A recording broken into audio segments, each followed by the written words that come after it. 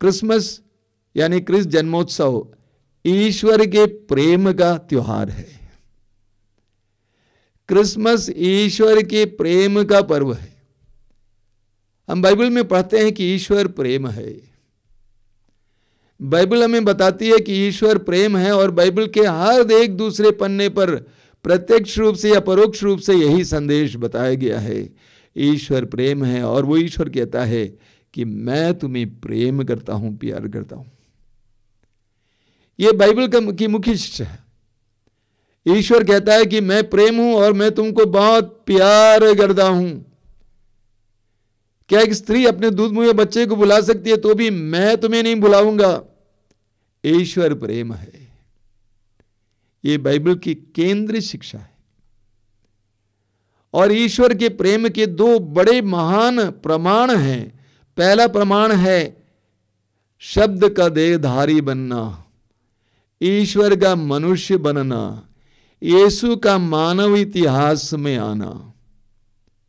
दूसरा प्रमाण है क्रूस पर यीशु की मृत्यु। तो संसार में यीशु का आना ईश्वर के प्रेम का प्रमाण है। यूहन्ना के सुसमाचार के अध्याय 3 वाक्य 16 में, जिसको हम मिनी बाइबल कहते हैं या बाइबल का निचोड़ कहते हैं, यूहन्ना का सुसमाचार अध्याय 3 वाक्य 16 में हम पढ़ते हैं, ईश्वर ने संसार से इतना प्यार किया कि उसने उसके लिए अपने एकलौते पुत्र को अर्पित किया, जिससे जो भी उसमें विश्वास करे उसका सर्वनाश ना हो बल्कि उसे अनंत जीवन मिले। वचन कहता है कि ईश्वर ने संसार से इतना प्यार किया कि उसने उसके लिए अपने एकलौते पुत्र को अर्पित किया, अपने एकलौते पुत्र को दे दिया। यूहन्ना के सुसमाचार के अध्याय 4 वाक्य 10 में प्रभु यीशु स्वयं अपने को ईश्वर का वरदान कहते हैं। यीशु संसार के लिए ईश्वर का वरदान है, तोहफा है, गिफ्ट है। हम यूहन्ना के सुसमाचार के अध्याय 1 वाक्य 14 में पढ़ते हैं, शब्द ने देह धारण किया और हमारे बीच निवास किया। शब्द ने देह धारण किया और हमारे बीच निवास किया। इसका एक और तात्पर्य है कि उसने हम अपना तंबू हमारे बीच खड़ा किया, वो हमारे बीच निवास किया। उसने हमारे बीच निवास किया, उसने अपना तंबू हमारे बीच खड़ा किया। हम पापी दुर्बलों के बीच खड़ा किया, इस पापी धरती पर खड़ा किया। उसने हमारे बीच निवास किया। स्वर्ग की महिमा को छोड़कर वह हमारे बीच आकर अपने तंबू को खड़ा करता है। कुरिन्थियों के दूसरे पत्र के अध्याय 8 उसके वाक्य 9 को सुनिए। वहां पर लिखा हुआ है, आप लोग हमारे प्रभु यीशु मसीह की उदारता जानते हैं। वह धनी थे किंतु आप लोगों के कारण निर्धन बन गए। वह धनी थे किंतु आप लोगों के कारण निर्धन बन गए, जिससे आप उनकी निर्धनता द्वारा धनी बन जाएं। वो धनी थे लेकिन आप लोगों के कारण निर्धन बन गए। ईश्वर दुर्बल रूप में उतर आया। ईश्वर ने हमारी निर्धनता को अपनाया। सर्वशक्तिमान एक बढ़ई का बेटा बना। शब्द मात्र से आकाश और पृथ्वी को रचने वाला ईश्वर एक बढ़ई का बेटा बना। यह उसके हमारे प्रति प्रेम का चिन्ह है। फिलिपियों के पत्र के अध्याय 2 उसके वाक्य 6 और 7 को सुनिए। फिलिपियों का पत्र अध्याय 2 वाक्य 6 और 7। वह वास्तव में ईश्वर थे और उनको पूरा अधिकार था कि वह ईश्वर की बराबरी करें, फिर भी उन्होंने दास का रूप धारण कर तथा मनुष्यों के समान बनकर अपने को दीनहीन बना लिया और उन्होंने मनुष्य का रूप धारण किया। वह वास्तव में ईश्वर थे और उनको पूरा अधिकार था कि वह ईश्वर की बराबरी करें, फिर भी उन्होंने दास का रूप धारण कर तथा मनुष्यों के समान बनकर अपने को दीनहीन बना लिया और उन्होंने मनुष्य का रूप धारण किया। वह हमारे बीच आया, हमारी तरह बना। वह हमारी तरह बना, हमारी तरह दीन बना। कहा जाता है एक बार बादशाह अकबर ने अपने सचिव बीरबल से एक सवाल किया कि बोल बीरबल, ये मसीही लोग कहते हैं कि ईश्वर ने मनुष्य को, संसार को बचाने के लिए ईश्वर इस संसार में आया, तो मुझे समझा दो। बीरबल ने कहा कि महाराज मैं आपको बाद में समझाऊंगा। एक ऐसा समय आया जब अकबर, उनका परिवार बीरबल के साथ एक पुल पर जा रहे थे। अचानक नदी में कुछ गिर गया और अकबर ने पूछा कि बीरबल बोल कौन गिर गया। बीरबल ने कहा कि आपका बेटा गिर गया। तुरंत अकबर पानी में कूदने को तैयार हो गया। बीरबल ने उनको रोका और कहा कि आपका बेटा सुरक्षित है, मैंने एक खिलौना गिरा दिया है। अब आप समझते हैं कि मसीही लोग क्यों कहते हैं कि मनुष्य को बचाने के लिए ईश्वर मनुष्य बना। मनुष्य को बचाने के लिए ईश्वर मनुष्य बना, वह हमारी परिस्थिति में उतर आया, वह हमारी तंगहाली में उतर आया, वह हमारी विपत्ति में उतर आया, हमारी दुर्गति में उतर आया। एक सुंदर कहानी है जो मेरे मित्र बोला करते थे। कहानी है गांव की कहानी, पुराने ज़माने की बात है। पुराने ज़माने में या कई साल पहले गांव में पानी का साधन क्या था? तालाब था या तो कुआं था। एक कुएं का माहौल था। कुएं के चबूतरे पर एक जवान लड़का खड़ा था और बड़े मस्ती में था, सिगरेट पी रहा था, गीत गा रहा था। अचानक वो कुएं में गिर जाता है। गिरने के बाद वो चिल्लाता वहां से, बचाओ बचाओ बचाओ। लोग दौड़ के आते हैं, गांव के लोग दौड़ के आते हैं। अक्सर क्या के लिए लोग दौड़ के आते हैं? तमाशा देखने के लिए आते हैं। और कई लोग उसको समझाने का प्रयास कर रहे थे कि बेटा ऐसा करो, इस मुक्के के सहारे, इस जड़ के सहारे ऊपर आने की कोशिश करो। बहुत सारा ज्ञान उनको उसको दे रहे थे, लेकिन तब तक लड़का थक गया था, काफी देर से पड़ा हुआ था पानी में। कई लोग बता रहे थे कि ऐसे आना, ऐसे आना, ऐसे आना। एक दो लोगों ने जाकर एक रस्सा लेके आया और रस्सा डाल दिया पानी में, एक सिरा डाल दिया और कहा कि इसके सहारे ऊपर आओ। लेकिन वे लोग उसको पकड़ना भूल गए। लड़के ने रस्से को खींच लिया, रस्सा चला गया पानी में। एक तीसरा व्यक्ति गया और वो एक दूसरा रस्सा लेके आता है और एक सिरा पानी में डालता है, दूसरे सिरा एक पेड़ से बांधता है, कहता है कि बेटे इसके सहारे आने की कोशिश करो। तब तक लड़का थक गया था, ऊपर आने के हालत में नहीं था।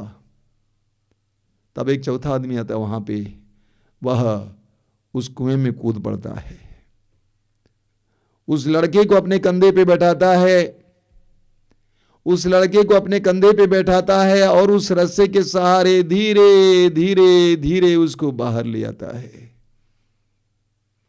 यह क्रिसमस का रहस्य है। वह हमारी परिस्थिति में उतर आया। इस्यास नबी अध्याय 53 वाक्य 4 और 5 में पढ़ते हैं, परंतु वह हमारे रोगों को अपने ऊपर लेता था और हमारे दुखों से लदा हुआ था। परंतु वो हमारे रोगों को अपने ऊपर लेता था और हमारे दुखों से लदा हुआ था। मत्ती के सुसमाचार के अध्याय 8 उसके वाक्य 17 में हम पढ़ते हैं। मत्ती का सुसमाचार अध्याय 8 वाक्य 17 में क्या लिखा हुआ है? उसने हमारी दुर्बलताओं को दूर कर दिया और हमारे रोगों को अपने ऊपर ले लिया। उसने हमारी दुर्बलताओं को दूर कर दिया और हमारे रोगों को अपने ऊपर ले लिया। ये प्रेम का मसला है,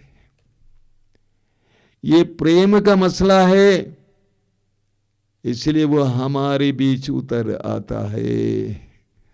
क्रिसमस हमें यही बताता है कि वह हमारे बीच उतर आता है। बाइबल में सुसमाचारों में हमें बहुत सुंदर सुंदर उदाहरण मिलते हैं। मैं 2 उदाहरण प्रतीकों के रूप में आपके सामने रखना चाहता हूं। मार्कुस का सुसमाचार अध्याय 5, वहां पर हम पढ़ते हैं कि प्रभु यीशु गलीलिया झील पार करके गेरासे नामक एक जगह पहुंच जाते हैं। गलीलिया झील पार करके गेरासे नामक एक जगह पहुंच जाते हैं। वहां पर एक अवधूतग्रस्त व्यक्ति यीशु से मिलने आता है, जिसके अंदर अवधूतों की सेना थी, जो किसी के वश में नहीं रहता था, मकबरों में रहा करता था, दिन रात दौड़ता था, भ्रमण करता था, चीखता चिल्लाता था, पत्थरों से अपने को चोट पहुंचाता था। ऐसा इंसान प्रभु यीशु ने उसके अंदर के अवधूतों की सेना को हटा दिया। वो स्वतंत्र हो गया, आजाद हो गया, शांत हुआ, शालीन हुआ। उसने कहा कि मैं आपके साथ आना चाहता हूं। यीशु उसके बाद झील पार करने के लिए नाव में बैठ जाते हैं। एक अवधूतग्रस्त, दुष्ट आत्मा से ग्रस्त एक इंसान को, एक ईश्वर की संतान को बचाने के लिए यीशु गलीलिया झील पार करके उस जगह चले जाते हैं। यीशु हमारी परिस्थिति में उतर आए। एक दूसरा उदाहरण है यूहन्ना का सुसमाचार अध्याय 5। यरूशलेम मंदिर के पास एक कुंड था जिसका नाम था बेत्सदा। लोगों का विश्वास था कि कभी कभी कोई फरिश्ता उतरकर उस कुंड के जल को हिला देता था। उस समय जो भी बीमार रोगी व्यक्ति उतरता था उसको चंगाई मिलती थी, और इसलिए उस कुंड के चारों ओर बड़ी संख्या में लोग रोगी पड़े हुए थे। प्रभु यीशु भ्रमण करते हैं, घूम घूम कर एक व्यक्ति के पास, एक रोगी के पास आकर खड़े हो जाते हैं, जिसके बारे में लिखा हुआ है 38 वर्षों से बीमार पड़ा था। वो अर्धांग रोगी था, चल फिर नहीं पाता था। 38 ईयर्स, 38 वर्षों से। यीशु उसके पास आते हैं, उससे पूछते हैं क्या तुम चंगा होना चाहते हो? वो कहता है कि मेरा कोई नहीं है कि मुझे पानी तक ले जाएं। उस समय जब पानी हिलाया जाता है, प्रभु ने कहा कि मैं तुम्हें आदेश देता हूं, अपने खाट उठाकर घर चले जाओ। उसी वक्त वो चंगा हो गया। एक अर्धांग रोगी, 38 वर्षों से पीड़ित अर्धांग रोगी की खोज में यीशु आते हैं। यीशु हमारी परिस्थिति में उतर आते हैं। आज क्रिसमस है, प्रभु का जन्मोत्सव है। अपने बीते जीवन को याद कीजिए।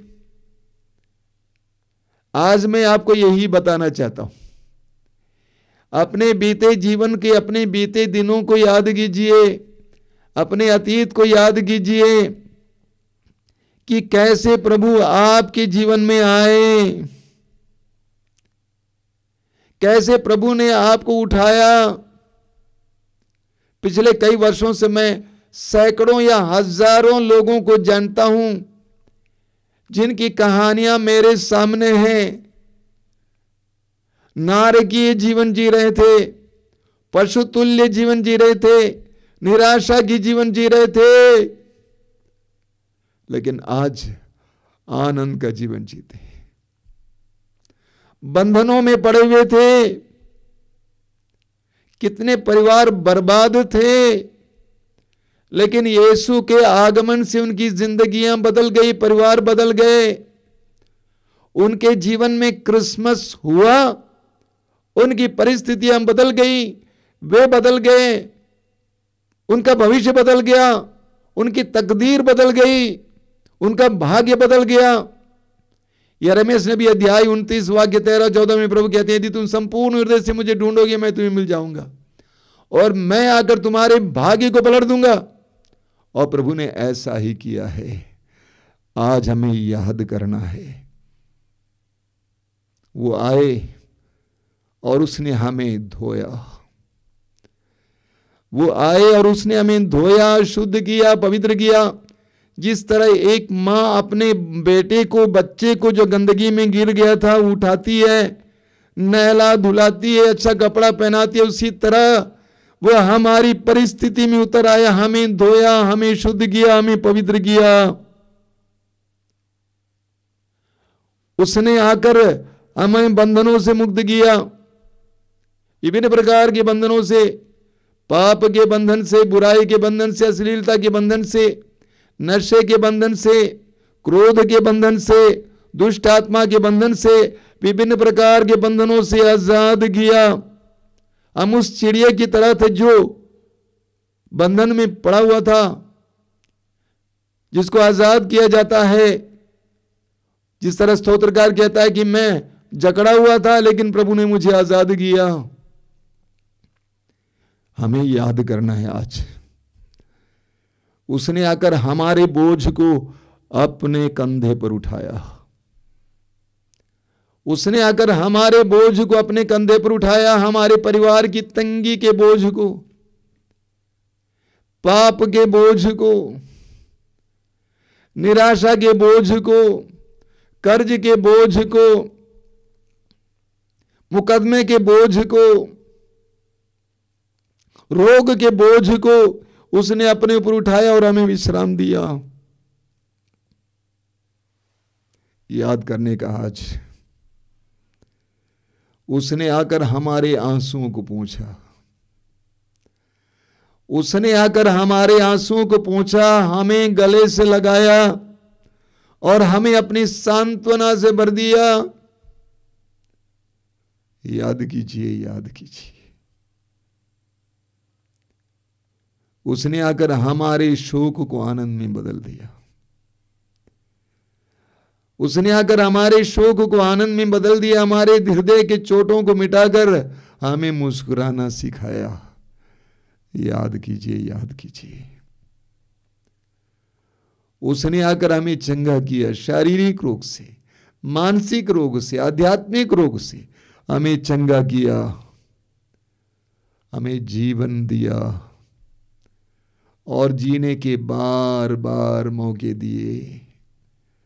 याद कीजिए, याद कीजिए, उसने आकर हमारे टूटे बिखरे परिवारों को संवारा। उसने आकर हमारे टूटे फूटे परिवारों को संवारा और हमें रहने योग्य घर परिवार दिया। याद कीजिए, याद कीजिए, उसने आकर हमारे जीवन की उन सारे असंभव सी बातों को संभव किया। हमारे जीवन में कितनी बातें थी जो लगता था कि असंभव है, एक घर मिलना, जमीन मिलना, ये करना, वो करना असंभव है, लेकिन उसने आकर उन असंभव सी बातों को संभव किया और हमें आत्मसम्मान से भर दिया। याद कीजिए, याद कीजिए,